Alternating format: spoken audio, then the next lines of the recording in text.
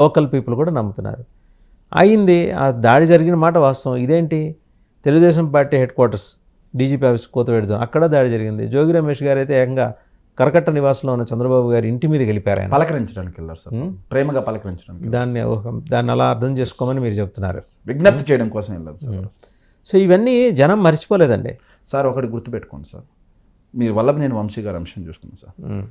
కక్ష సాధింపు పరాకాష్ట రాష్ట్రంలో రెడ్ బుక్ రాజ్యాంగం ఎలా అమలవుతుంది అనడానికి ఇది ఒక ఉదాహరణ సార్. సో వల్లభనేని వంశీ గారు A17 అన్నారు సార్. వల్లభనేని వంశీ గారికి దాని మీద ముందస్తు బెయిల్ ఉంది, ఆ కేసులో ముందస్తు బెయిల్ ఉంది, అరెస్ట్ చేయడానికి లేదు. ఈ నెల 20వ తారీఖు వరకు. తర్వాత కూడా ఎక్స్టెన్షన్ అవుతుంది సార్, తర్వాత కూడా ఎక్స్టెన్షన్ అవుతుంది, బెయిల్ ఉంది, ఎక్స్టెన్షన్ అవుతుంది. A17 గా ఉన్నటువంటి ఏదైతే A71 సార్, A71 గా ఉన్నటువంటి అతనికి సో బెయిల్ ఉంది. సో బెయిల్ ఉన్న వ్యక్తి కేసు విత్డ్రా చేసుకోమని చెప్పేసి కేసు పెట్టిన అతని మీద బెదిరింపు చేశాడు అంటే, బెయిల్ లేదనుకోండి, అరెస్ట్ చేసే పరిస్థితి ఉందనుకోండి, కేసు విత్డ్రా చేసుకోండి బెదిరించాడంటే ఒక అర్థం ఉంది. అలా కాకుండా అతనికి సత్యవర్ధన్ అనే అతను, ఇది స్క్రిప్టెడ్ డ్రామా సార్. ఇది ఎలా స్క్రిప్ట్ డ్రామా చేశారంటే, వల్లభనేని వంశీ గారిని ఎలా అయినా సరే ఒక్క రోజైనా జైల్లో పెట్టాలి, పెట్టకపోతే తెలుగుదేశం పార్టీ కార్యకర్తలు చంద్రబాబు నాయుడు గారిని విశ్వసించే పరిస్థితి లేదు అని వాళ్ళు ఫీల్ అయ్యారు.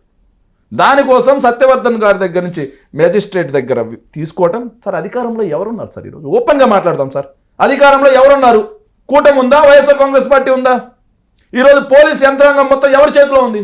కూటమి చేతిలో ఉందా? వైఎస్ఆర్ కాంగ్రెస్ పార్టీ చేతిలోనే ఉంది. మీరు చెప్పినట్టు నడుస్తుంది రాష్ట్రం మొత్తం. అవును సార్. ఎక్సెప్ట్ నేను ఒక విషయం చెప్పంటారండి, అతిశయోక్తి అనుకోవద్దు, ఎక్సెప్ట్ సీఎం చైర్ మిగిలినంతా మీ దగ్గరే ఉంది.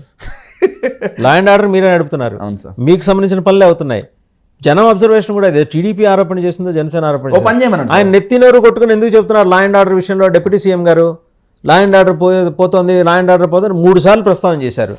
ఇంకా మీ చేతుల్లో ఉందని ఆయన చెప్పాలి. లా అండ్ ఆర్డర్ తర్వాత విషయం సార్. ముందు ఆయన శాఖను వెలకబెట్టమని చెప్పి 14,140 ఫైళ్లు పెండింగ్ ఉన్నాయంట. రాష్ట్రంలో అన్ని డిపార్ట్మెంట్స్ కంటే కూడా ఆయన డిపార్ట్మెంట్లోనే అత్యధికంగా పెండింగ్లో ఉన్న ఫైల్స్ ఉన్నాయంట సార్. రాష్ట్రంలో అన్ని డిపార్ట్మెంట్స్ కంటే కూడా అత్యల్పంగా క్లియర్ చేసినటువంటి ఫైల్స్ డిపార్ట్మెంట్ కూడా ఆయనదే సార్. అతి పెద్ద డిపార్ట్మెంట్, అతి పెద్ద మంత్రి శాఖ ఉంటాయి, ప్రపోర్షనేట్గా ఉంటాయి. 14,140 అంట సార్. కేవలం పట్టణాభివృద్ధి, గ్రామీణ పంచాయతీరాజ్ గ్రామీణ అభివృద్ధి శాఖలో చాలా పెద్ద శాఖలు. ఆయన 5 శాఖలు హోల్డ్ చేస్తున్నారు.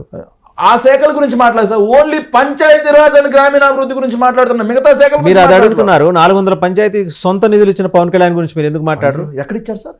ఏ ఊర్లకు ఇచ్చారు సార్? 400 పంచాయతీలు ఇచ్చారా? మీడియాలో ఇచ్చారా? లేదు, 400 పంచాయతీలకు సొంత డబ్బులు ఇచ్చారు. ఎక్కడ ఇచ్చారు సార్? ఆ డబ్బుతో ఆ గ్రామాల్లో ఏం చేశారు? ఊకోండి సార్, సరిపోతారు. పవన్ ఊకోండి సార్, ఎవరికి చెప్తారు? చిన్న పిల్లలకి చెప్పండి సార్. పోయి ఆ జనసేన పిల్లలు ఉంటారు కదా, 400 పంచాయతీల ఈయన నుంచి ఈ ఫండ్స్ అందుకున్న 400 పంచాయతీల లిస్ట్ నెక్స్ట్ టైం నేను ఖచ్చితంగా చూపించండి, అప్రిషియేట్ చేస్తాం సార్. పవన్ కళ్యాణ్ గారి మాటలు ఎలా నమ్మాలి సార్? వాస్తవాలు చూసుకోండి సార్, వాస్తవాలు సార్. దామోదరం సంజీవయ్య స్మారక భవనం కర్నూలు ఏమైంది సార్?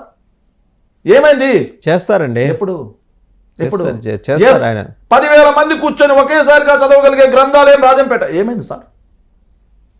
మన నది మన నుడి ఏమైంది సార్? ఏమైపోయాయి? పవన్ కళ్యాణ్ గారి మాటలు, నీటి మీద రాతలు రెండు ఒకటే సార్. దాన్ని ఆలోచన చేసుకోవాలి. దాని గురించి మనకు అనవసరం. పవన్ కళ్యాణ్ గారి గురించి కొంత ఏదో మొత్తానికి ఏంటంటే మీరైతే ఒకసారి రివ్యూ చేసుకోవాలి. మీ పార్టీ లైన్ మార్చుకుంది, ఆయన జోలికి పెద్దగా